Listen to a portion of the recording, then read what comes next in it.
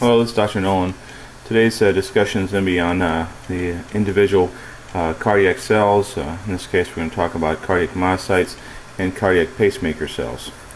One thing that I want you to make sure that you understand very well by the end of the discussion is that pacer cells and cardiac conduction cells carry information that's electrical to the individual myocytes, but the actual pacer cells don't cause really any form of contraction themselves, but it's actually the electrical conduction that's generated into the myocytes that gives the ability for the myocardium to actually contract and actually pump the blood along.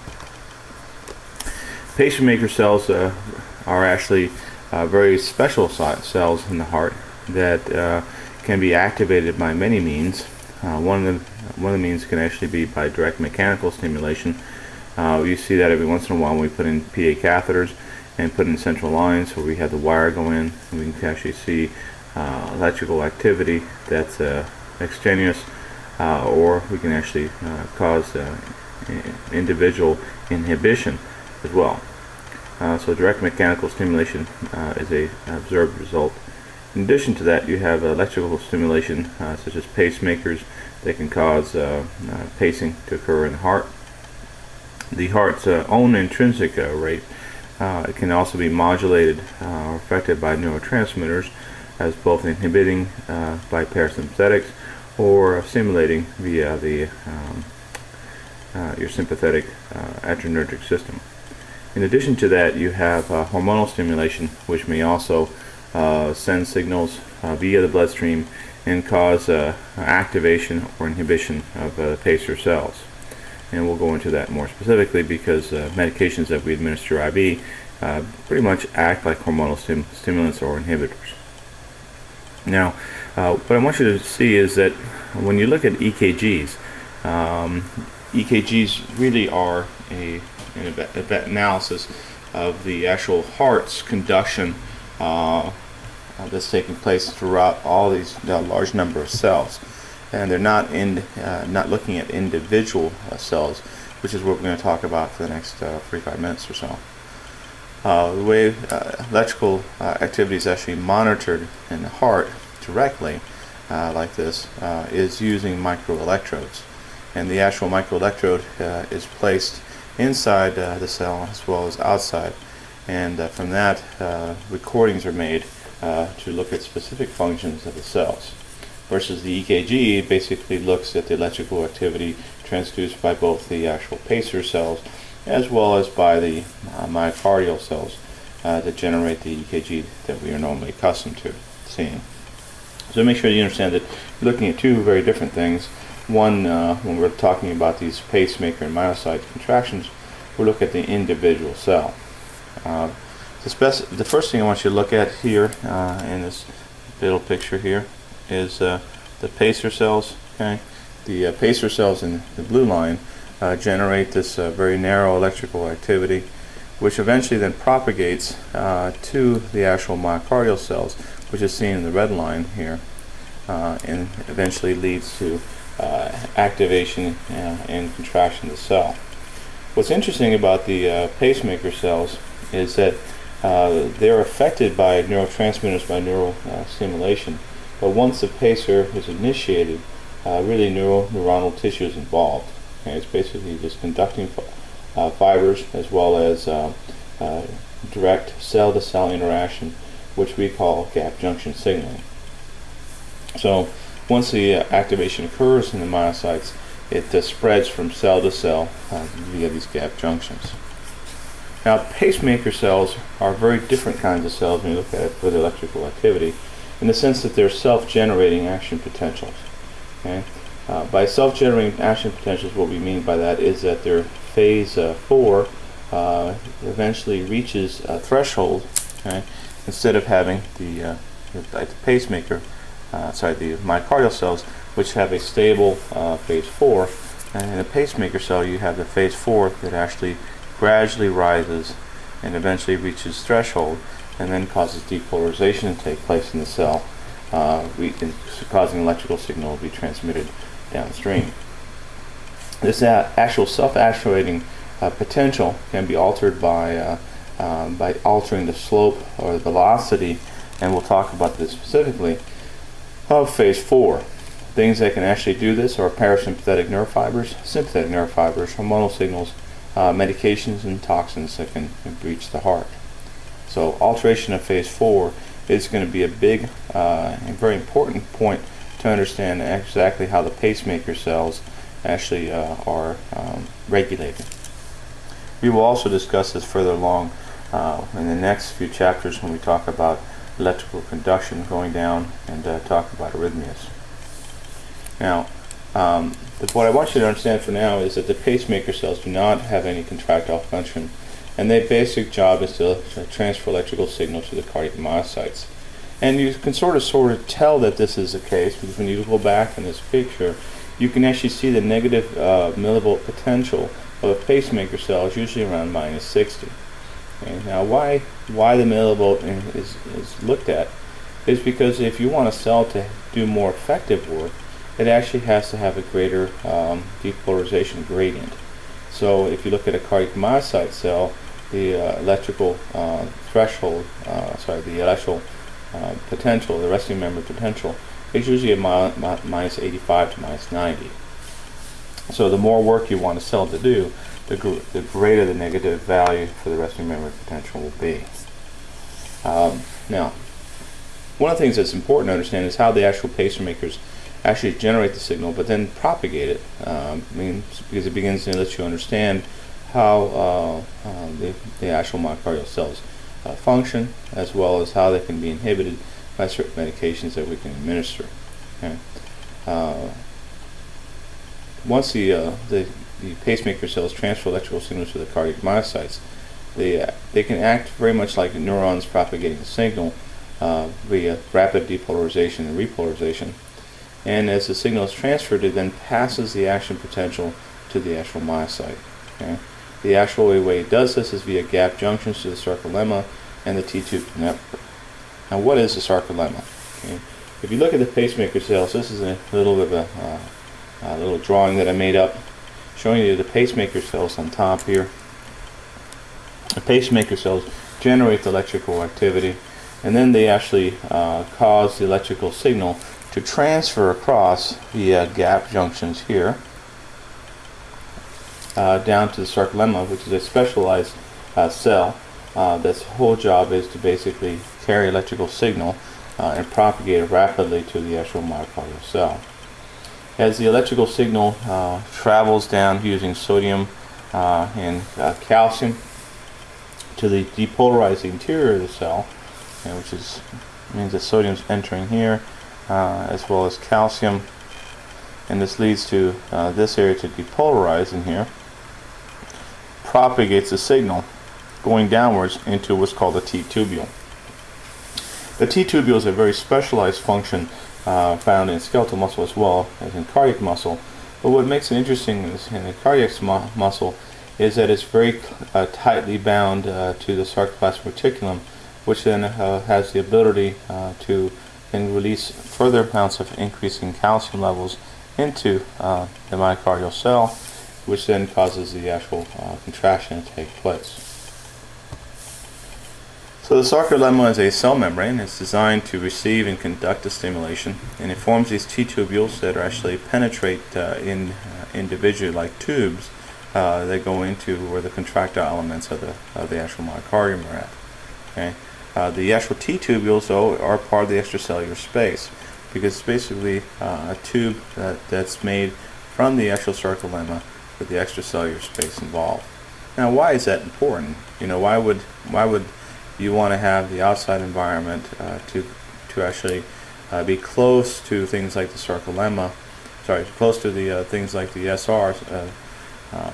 And what you have to think about it is that the cell has a certain pretty good job of maintaining its regulation of calcium inside the cell, but it needs additional sources of calcium once it begins to deplete its supply. So if the myocardial cells were really far away from the actual ionized calcium that's floating in the extracellular space, the cells will eventually exhaust themselves of calcium and not be able to do the contractile function. So these T-tubules form a very important network throughout the contractile elements to resupply the actual cell very rapidly of ionized calcium.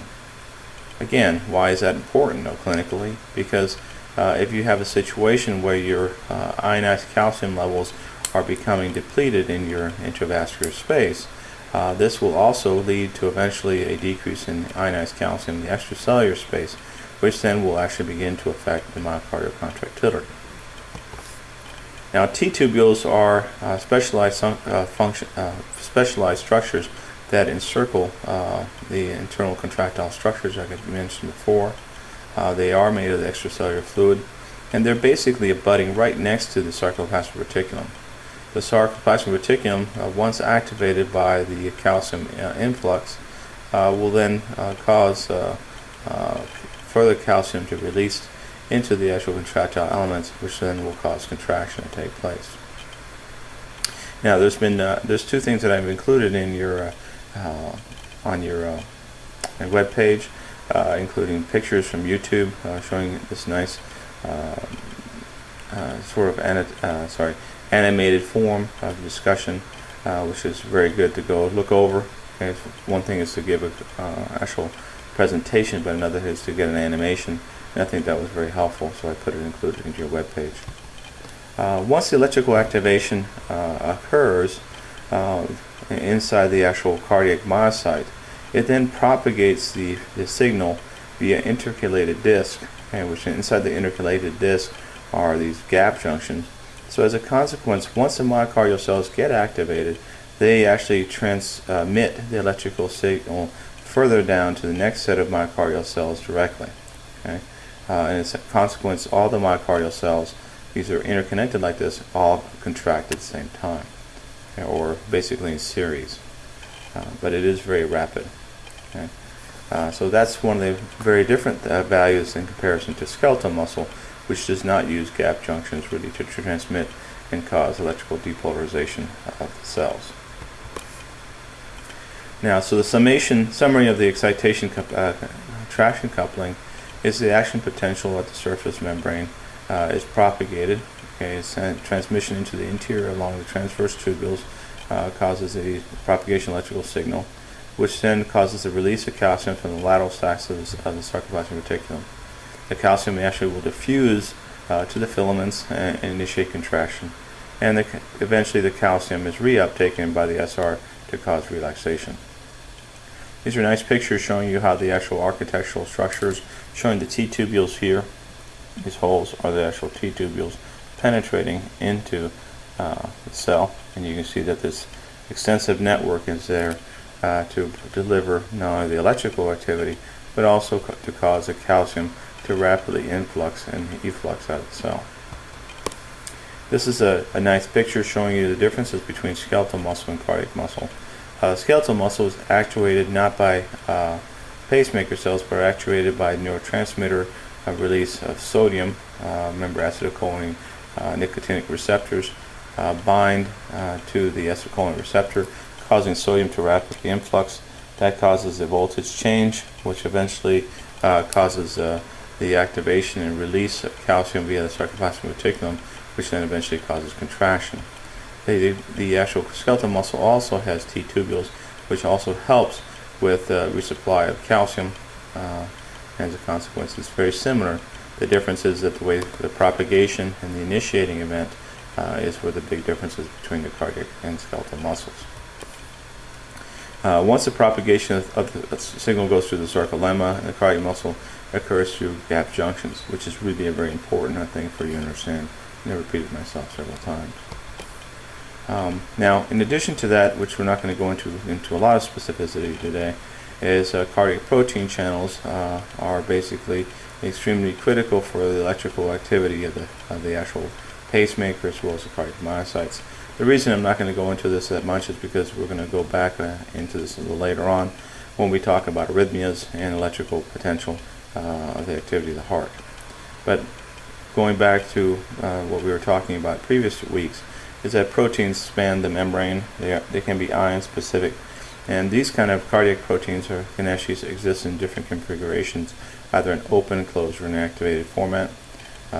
And usually they're either open or closed.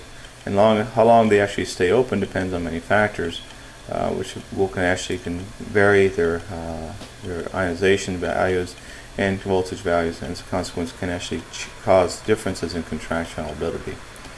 These voltage gates are very tightly regulated, okay? And as a consequence they can actually be regulated by things like neurotransmitters. Permeability of ions is dependent on the number of channels that are open, and as well as how long they're open for. Now, the action potentials are different in different parts of the cell, which we've talked about, but specifically we talked about cardiac pacemaker cells, and now we're going to talk about cardiac muscle cells, which is the myocardial cells. Now, the pacer cells, in this case, have the ability to generate the electrical signal, which we just talked about before. But one thing that I want to make sure they reiterate again is that they usually generate electrical activity at a resting membrane potential starting around -60. So, in a sense, the pacemaker cells are really not going to do any kind of hard work. All they want to do is just send electrical activity rapidly downstream to cause the myocardial cells to actually do the work. So if you look at a pacemaker cell, you'll see just a signal transduction, which is a rapid rise with a rapid fall. Okay?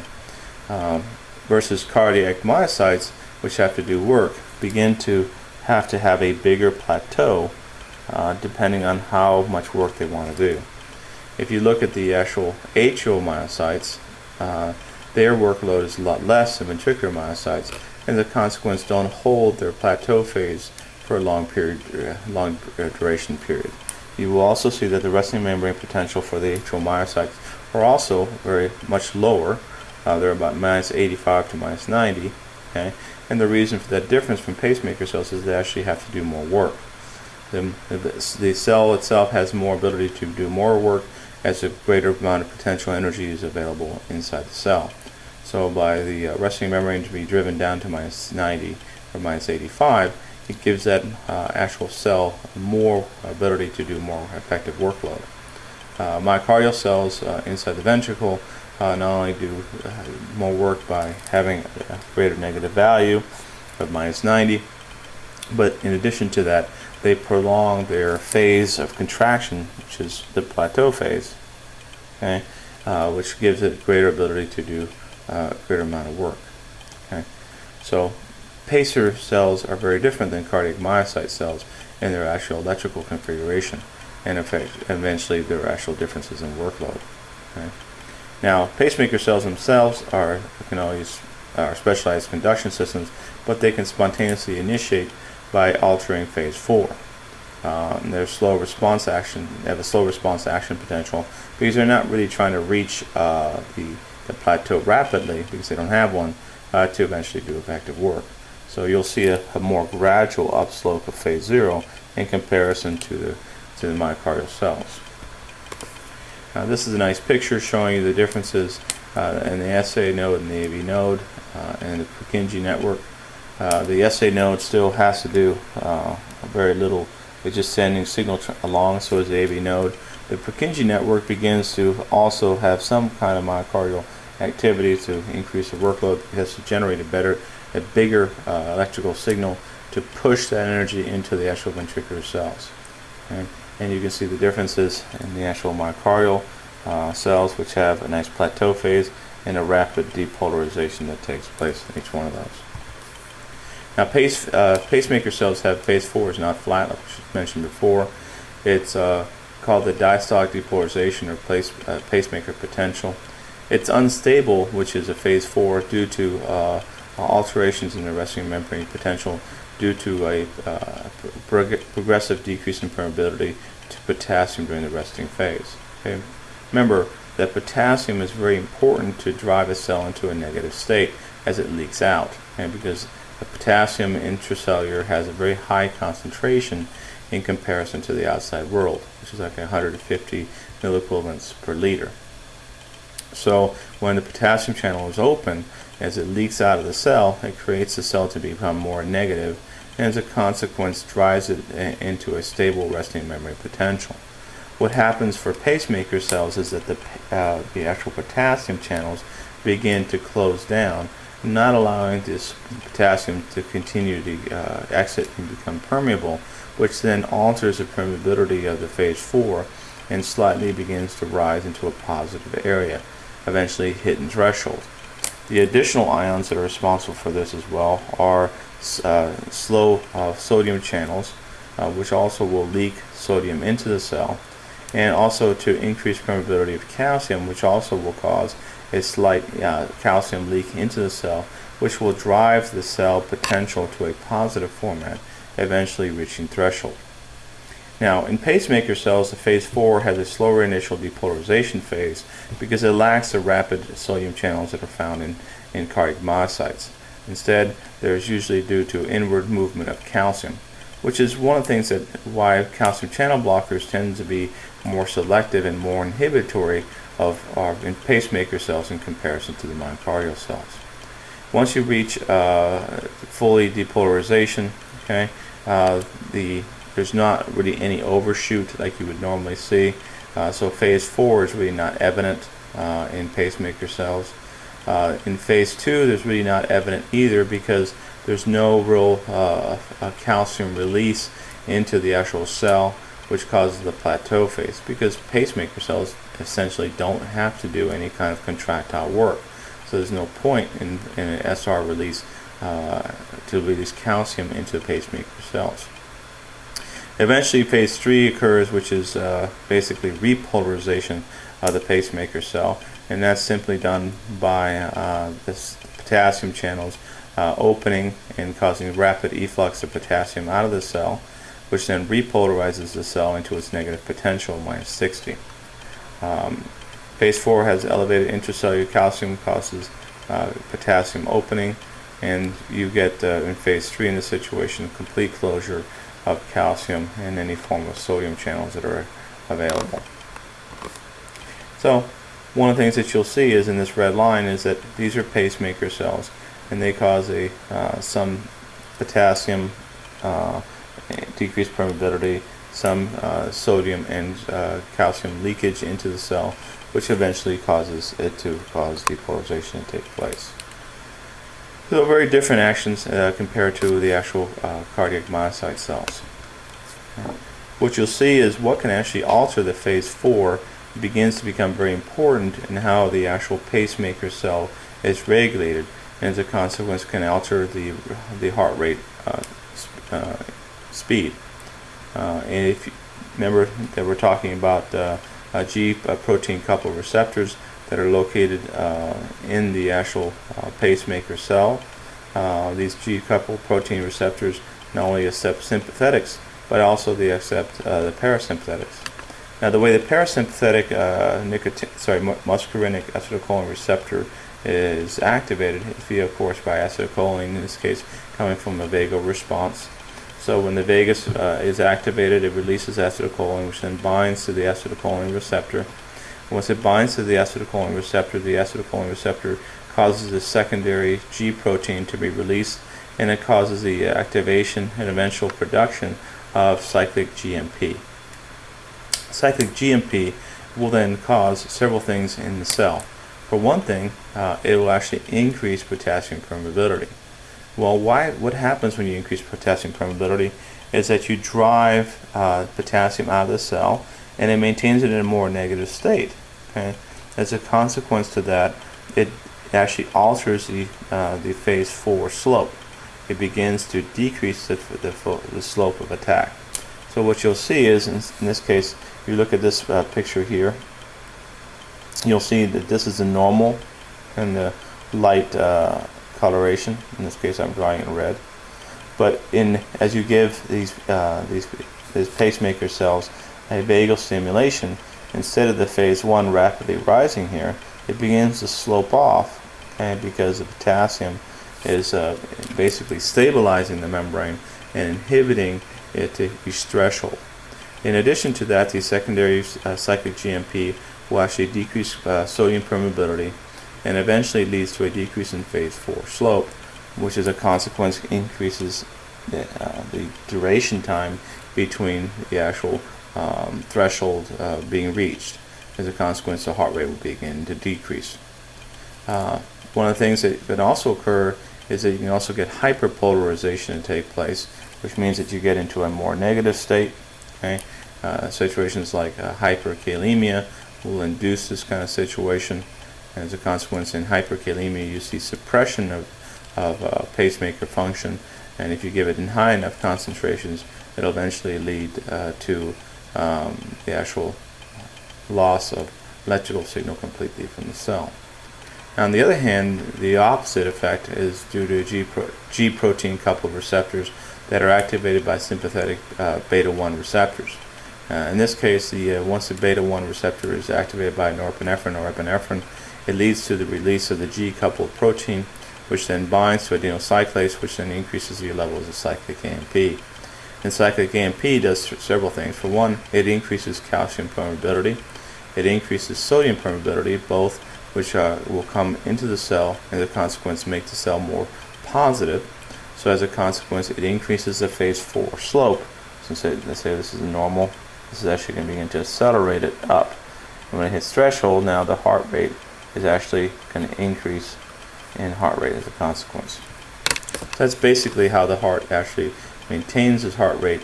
It has the pacemaker's intrinsic control rate already, but it can actually alter the phase 4 slope to change the heart rate based on what it needs at the time.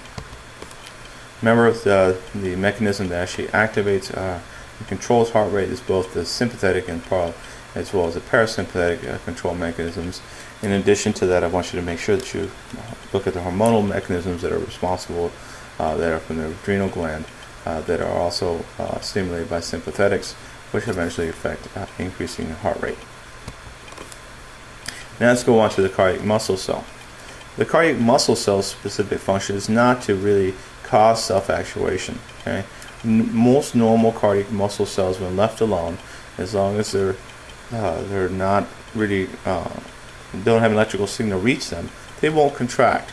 They won't cause spontaneous depolarization. And the reason they won't is because on their phase 4, their phase 4 is completely flat. Okay, so they stay in a nice repolarized state that's constant. Okay, so it does not like to activate itself to threshold all by itself. Now, as a consequence, cardiac muscle cells really have to be activated by the actual pacemaker cells. Now, the way the pacemaker cells do this is that they actually bind to a myocardial cell or to the sarcolemma and cause a electrical stimulation to be carried downstream, which then causes a little spike and allows the cardiac myocyte to hit threshold. And once threshold starts, it causes a rapid sodium channels to open, which then causes depolarization of the cell.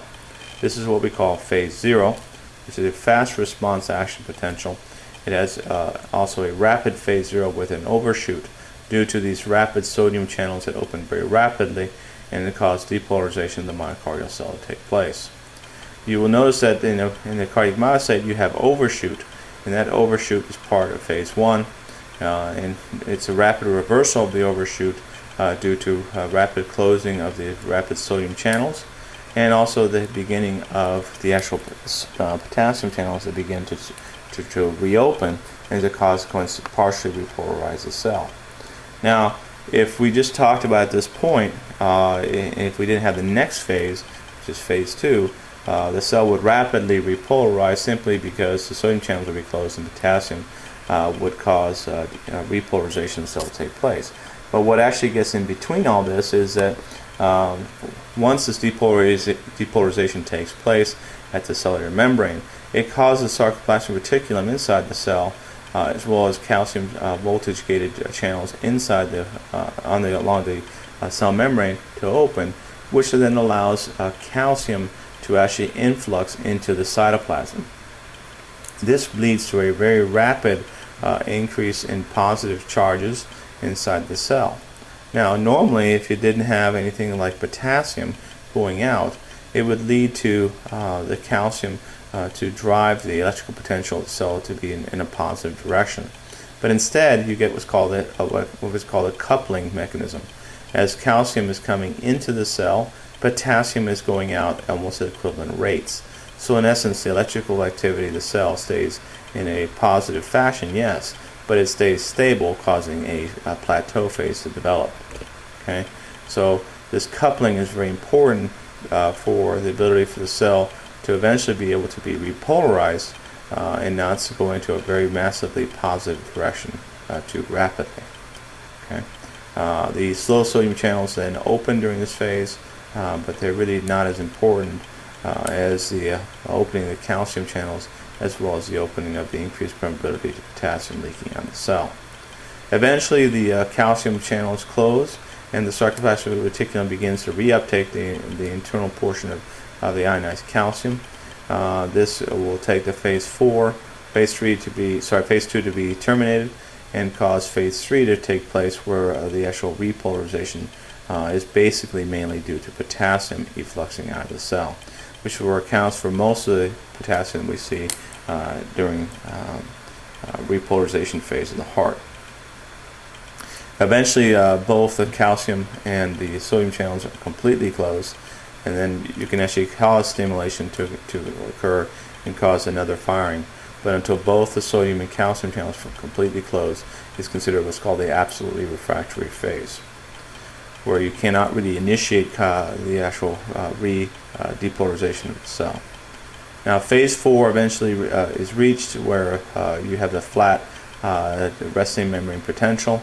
Not only is it due to the sodium-potassium ATP pump mechanism, but it's also due to the actual permeability of potassium being highly regulated to maintain a nice steady resting membrane potential of about 85 to minus 90 millivolts. The actual cardiac action potentials, what makes them very different than compared to skeletal muscles, is that the actual the actual electrical propagation is generated via the individual myocytes, but then it propagates to the next myocyte via these intercalated disc and gap junctions. Okay? The conduction velocity speed at which the action potential propagates to the region is actually fairly quick, but it's also directly correlated to the diameter of the myocardial cells. So small diameter cells can actually change the conduction velocity. One of the smallest diameter cells that we have for pacer and conduction fibers are located in the AV node. Basically, they act like a funnel, which then restricts the actual velocity of electricity going through it, and eventually, though, it sends the signal downstream. It's also very much directly dependent on the intensity of local depolarizing currents. It's also variation in capacitance resistance properties of the cells, which means that the electrical quality of the cell is going to be dependent on the extracellular milieu that cell is living in at the time. And also, it could be due to variations in gap junction quality that can be seen in some kind of cardiac diseases, which we'll talk about a little bit on pathophysiology. Now, what makes pacemaker cells, non-pacer cells, kind of interesting is they can be transformed into pacemaker cells. Okay, this occurs pretty unusually, but it's something that's important for the heart to be able to do, in the sense that if you lose all your SA node and AV node conduction, the ventricle cells themselves will begin to become self-actuated. Now, what actually induces that is actually a very complex method. Okay, but it's important to note that non-pacemaker cells can change into pacemaker cells under certain conditions. For example, what kind of conditions do you have? If a cell becomes hypoxic, the membrane will depolarize, which closes fast sodium channels. As the membrane potential is now about, at that point, minus 50 millivolts, all the fast sodium channels are inactivated. When this occurs, basically the action potentials can still be elicited. However, the inward current is actually carried by calcium, which are slow calcium channels. Okay? These action potentials resemble those of pacemaker cells located in the SA node and become, and can sometimes display spontaneous depolarization and automaticity. This mechanism may actually serve as an electrophysiological mechanism behind certain types of ectopic beats and arrhythmias, particularly seen in ischemic heart disease and following myocardial infarction. So these are the kind of things that you'll see PVCs that are generated from. Now, the action potential, I want to make sure that you recall this, is that they are generated in the SA node, which are located in the right atrium, it sends a signal down the actual specialized conduction fibers or bundles that actually take the information to the AV node eventually. These conduction fibers eventually cause the actual atrial myocardium to be activated and cause contraction to take place. The AV node is the area between the right atrium and the right ventricle. It's responsible for holding the electrical signal long enough for effective atrial contraction to take place. And then it sends the signal, once that occurs, into the his Purkinje fibers, which then causes the actual ventricular myocytes to become activated and send their signal along the way as well. The EKG that we show here, I want to make sure that you're looking at the overall function of the heart. You're not looking at individual myocytes, so make sure you separate that in your mind.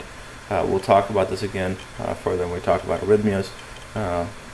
Major components that you're looking at in your electrocardiograph, of course, the P wave is what's generated in the SA node, traveling down towards the AV node. The PR interval is going to be the effects of the AV node holding what appears to be isoelectrical activity, but in reality, if you look at the actual electrical activity at the AV node, the cell is actually holding the electrical signal. And then eventually you get the QRS, which is the actual his Purkinje fibers being activated and sending a rapid signal to the myocardial cells, which eventually causes muscle cells to depolarize, and then repolarization takes place via the T waves. Now, the mechanical activity of the heart is the next part of the discussion, and the mechanical activity is something that will tie in very well with the next hour discussion. First of all, cardiac muscle contraction is very different than skeletal muscle contraction in the sense that the skeletal muscle can actually be varied based on neuronal stimulation of the individual components of the striated muscles. Versus cardiac muscle contraction occurs via the pacemaker cells, which then initiates the myocytes, and then the myocytes propagate the signal rapidly from one cell to the next via these gap junctions. Okay? Cardiac myocytes are like skeletal muscle in the sense that they are striated, but what makes them different is that they're interconnected because all this intercalated disc, and the consequence function is a syncytium. Okay? And what it means by a syncytium is that all the cardiac myocytes, once you have one become activated, they all contract all together. So, and this is again due to the gap junctions that connect between each one of these myocardial cells. This is a nice picture showing you the actual arrangement of the muscle fibers. Okay, the cardiac muscle fibers are attached to the actual cardiac skeleton that we talked about in the last hour, and the actual contractile component is embedded around this nice fibrous structure that holds it in place. Now, what eventually causes all this contractile ability is the motion of the actin and myosin filaments, which we're going to talk about next. So the sarcomere is really your basic functional unit of contraction, and without it you wouldn't have anything that would be effectively causing contraction in the heart. Myosin or actin are the major building blocks of the heart, and you have the other important components, which we'll talk about in a lot more detail, is how tropomyosin and troponin complex are very critical for calcium binding and release, and how they can actually inhibit the effects on the actin-myosin contraction interactions. These complexes allow myosin to ratchet along the actin molecules, allowing for movement to take place. Now, what I want you to look at in these pictures is the complexity of the structure, and you'll see in blue is the myosin. Okay, the myosin is actually the component that's really not moving. It's staying what appears to be stationary, and there's actually the Z lines here that move in together. It causes a contraction or force a contraction to take place. So the actin molecules are here in the red, okay, and they're the ones that are ratcheting closer towards each other, causing the actual contraction to take place. Now, the myosin itself is composed of the actual myosin heads, and the myosin heads are drawn here. Okay, and the myosin head's responsible job is basically to act like an oar and grab onto the actin and then pull the actual Z lines toward each other. Okay. And then here are the nice pictures showing you how this troponin-tropomyosin complex, okay, surrounds the actin filament, and that becomes very important for understanding how the actual contraction takes place, and how it begins to be inhibited or activated based on calcium. The sarcomere is basically this nice picture, in addition to that, showing you in greater detail how the actin filaments here in the blue, okay, in comparison to the myosin, which has the myosin heads attached to it, and the actual Z lines, again trying to show you that these are the structures that move in together. Okay. Now, one thing I want you to sort of pay attention to is that these actin filaments on both sides, that separation, what's called the H zone, is very important to give you the quality or the ability of the actual sarcomere to be able to contract. If the H zone is too far apart, okay, and there's not enough myosin heads attaching to the actin, your force of contraction will be very poor. If you have your actin too close together, so in other words the H zone is very, very small, so there's no way that one actin can actually, this here and this here cannot overlap. Okay? As a consequence, if you don't have enough volume or enough expansion of the Z lines prior to contraction, you get no ability to contract as well. So, and this is a discussion of what preload is. Preload is basically a physical description of how wide the H zone is to give you the best quality contraction to take place. This shows you a nice picture here how the actual contraction is actually taking place. This is the normal distance here, okay? But as you get contracted, you can see how the H zone narrowed down. Eventually, if it touches, then contraction can no longer take place. How actually contraction takes place is actually a rather complicated phenomena, and if you had first learned this 10 years ago, they would have told you some things that were now been found to be incorrect. So what I'm going to try to give you is a very detailed description of what takes place at the myosin head. What the myosin head basically does is it has the ability to cause a configurational change, and as a consequence it can actually cause pulling and cause contraction to take place.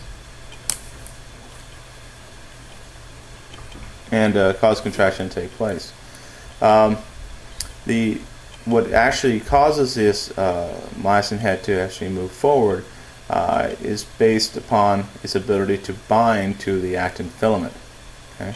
So what actually is going to be the most important component of this is how the myosin head is going to bind to the actual actin filament. Now this is regulated by the tropomyosin troponin complex. What the tropomyosin complex basically does is it wraps around the actual actin filament and prevents the myosin head from binding to it under normal circumstances.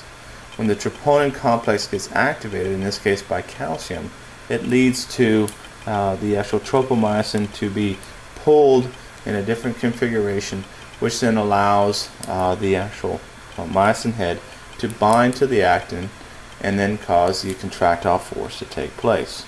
Okay? Now, once the contractile force takes place, at this point then the myosin head has to be broken off the actin to allow for relaxation to take place. So the critical portion to allow for this relaxation to take place is ATP phosphorylation of the myosin head. Okay, so and once the ATP binds to it, it basically pulls back the myosin back into its activated configurational state, so it can lead to again to rebind to actin and cause contraction once again. But the most important thing about all this is that without having the activator of the tropomyosin troponin complex to cause that change and to allow the myosin head, you can't get contraction. So what initiates contraction is really due to calcium binding to the troponin complex. Without that calcium binding, you don't get this configurational change of the actual tropomyosin complex, and as a consequence you inhibit the ability of the myosin to bind to the actin. Okay? So not only is contraction initiated by calcium, but its duration of action is also dictated by the level of calcium that's reaching the actual myosin heads, the troponin complex. What actually causes relaxation, on the other hand, is due to oxidative phosphorylation and production of high levels of ATP. So without adequate levels of ATP, the heart will not relax. These are very important things to understand because they will fit in with our further discussion about pathophysiology, about how and why the heart does what it does under certain events. So really, calcium is a critical portion for contraction. Without ionized calcium levels reaching to the actual myofibrils, the actin and myosin components, you really do not get contraction to take place. Now the SR holds really a great majority of the calcium, okay? And also the SR is very responsible for reuptaking the calcium as well. Because if you leave calcium inside of a cell for too long a period of time, it actually causes problems with cellular metabolism, as well as causes the cell to burn out. And so calcium is not something that you want to let lying about freely for too long a period of time. This is a nice picture showing you how the calcium comes over, okay, and binds to troponin complex, and then causes a tropomyosin complex to move out of the way, and allowing the cross-bridging to take place on the myosin, which then causes a contraction to take place. Excitation contraction coupling is basically T-tubule activation leads to the excitation and coupling, promotes release of calcium from the sarcoplasmic reticulum. So calcium initiates contraction, causes the tropomyosin rotation, and allows the myosin head to attach to the actin and then cause contraction. The duration of contraction is due to calcium, and it's due to the intensity of the calcium being released into the intracellular space. So it's really dependent on the health of the SR, and it's also dependent on the number of calcium channels that are open on the SR and on the cell surface. It's basically independent of ATP. Tetanus is what will be described as prolonged contraction due to lack of a reuptake of calcium, which makes the muscle having the inability to release itself. Termination of the actual muscle contraction we call is due to reuptake of calcium into the SR. 80% of the calcium is going to be reuptaken in the sarcoplasmic reticulum, and then 20% of the actual calcium is going to be extruded into the extracellular fluid space, and which is then going to be reuptaken or removed via the extracellular mechanisms. Relaxation is the next step, which is ATP provides the energy for breaking calcium binding, resulting in relaxation. The high energy requirements necessitates a large number of mitochondria in the myocardial cell, which also accounts for why the myocardium has to consume so much oxygen that arrives between 50 to 65% of all oxygen delivered to the coronaries is utilized by the cells, simply because of this high utilization by the mitochondria. Now, one of the things that I want you to understand is what is rigor mortis. Rigor mortis is something you see when patients die, and you'll see that the skeletal muscle will basically mimic the same thing that's happening to cardiac muscle, in the sense that the skeletal muscle will become stiff and it will not be able to relax. Okay? The reason for this ability not to be able to relax is simply because when you die, you no longer are providing any more oxygen to the tissue, and as a consequence, ATP is no longer produced, so it can't break the myosin heads anymore, and as a consequence, the muscles stay rigid. Now, you can see this action for up to 2 hours afterwards, but after that, then the proteins begin to break down in the myosin heads, and they begin to shatter, and as a consequence, the rigor mortis way. You can see prolonged rigor mortis in patients who has been frozen. As a consequence, you actually may see this in some kind of pathological phenomena. The myocardium actually does the same thing in the sense that when it gets lacks oxygen delivery to the tissue, it will develop very similar as rigor mortis in the sense that the myocardium will become stiff. Because simply the ATP is not readily available in high enough concentrations to allow this breaking of the myosin heads. So the ventricle actually becomes very stiff, or what we call diastolic dysfunction. So one of the first signs of ischemia is that is due to oxidative phosphorylation lacking in ATP production, will lead to a stiffer ventricle, and as a consequence a rise in PA pressures or PA occlusion pressures due to this decrease in compliance of the ventricle.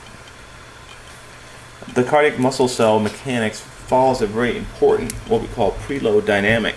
Okay? The preload dynamic basically describes how much separation there are between the age zone. If you have the optimal separation of these lead lines, the actual best optimal ability to contract and give you the best preload is around 2.2 microns. Okay, if you look at this nice picture here, this gives you the sarcomere length that they're actually doing, and then they initiate the signal to generate a force, in this case pressure change inside the actual myocardium by these individual cells. And what you see is very much the same thing that was observed by Starling, which looked at the whole heart. So this actual individual study looking at the sarcomere themselves basically follows the same kind of things as seen by Starling's law. As you increase the actual preload in the heart, you begin to see an increase in cardiac output or stroke volume, which is exactly the same that on this exam. This is an actual example of actually a sarcomere study. Now, how does that apply to it? If you get to a certain point, just like Starling's law, it states only that as you increase preload, you get an increase in stroke volume. But what Starling's law omits to tell you is that once you make this separate out too far, which means if you take your C lines and you make them too far away from each other, your myosin heads can no longer bind significant amounts, and as a consequence, you get a drop off in contractility as well. So and that's what we call failure model. Okay? So the optimal position would be something like this. That would be an optimal. We have 4 or 5 binding. Okay, that would be the 2.2.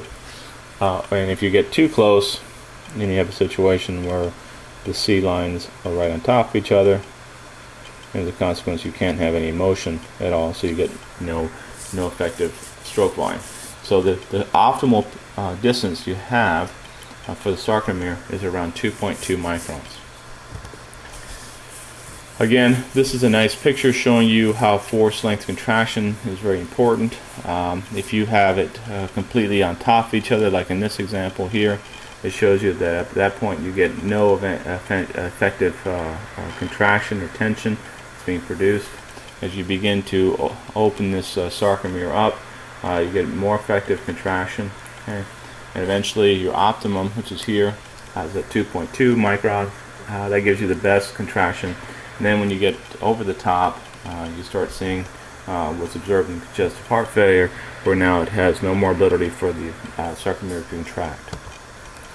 So now the next part we'll talk about the next hour will be how we actually describe this muscular function, and the main components that are being assessed with heart muscle is the ability for the sarcomere to separate initially, which is called the preload, and we'll talk about afterload, contractility, and how alterations in heart rate will begin to actually affect cardiac muscular function.